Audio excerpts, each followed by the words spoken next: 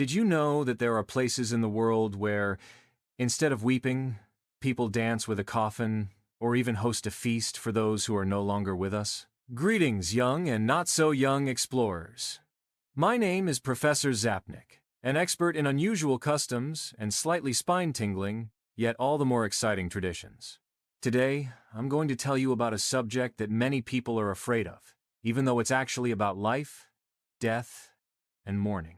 When someone passes away in our culture, we are used to quiet sadness and dignified black clothing. However, if we look around the wide world, we will see that colors have their own special meanings. While we wrap ourselves in dark tones, in Japan, white is the color of mourning and purity, symbolizing the soul's journey into the unknown. In contrast, in Mexico, during Dia de los Muertos, the Day of the Dead, the streets are flooded with the most vibrant electric colors. There, death is not viewed with fear.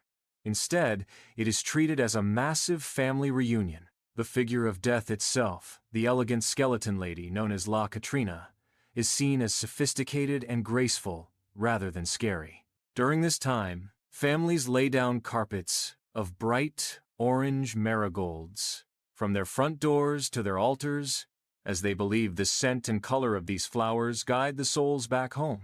On the altars, they place not only photographs, but also the deceased's favorite foods and drinks. Children are even gifted colorful sugar skulls decorated with bright patterns and their own names written on them, reminding everyone that death is a sweet and inevitable part of the cycle of life. This sense of liberation and the affirmation of life appears elsewhere in the world too, often through music and movement. Speaking of noise, imagine that in the United States, specifically in New Orleans, a funeral is a true jazz festival. At the end of the ceremony, the brass bands strike up the most upbeat tunes, and people dance in the streets, spinning umbrellas.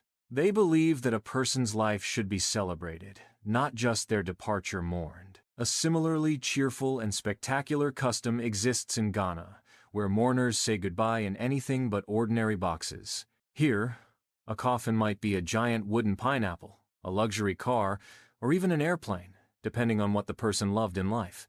The funeral is a proud procession where the community rejoices in the deceased's achievements together. But the dancing doesn't stop in America or Africa.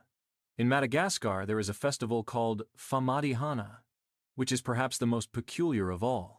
Every few years, families exhume the remains of their ancestors, wrap them in fresh silk, and dance with them in the cemetery to live music, showing that they are still part of the family. This kind of dancing funeral or remembrance helps dissolve fear and transform sorrow into a shared community experience. Whether it is the orange sea of flowers in Mexico, the white purity of Japan, or the rituals of distant islands, the goal is the same everywhere: to open a window in the dark room of grief so that sunlight and love can pour in. I hope this little journey has helped you see these strange traditions in a new light.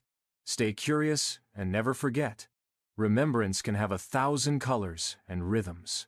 May science and adventure be with you, Professor Zapnik.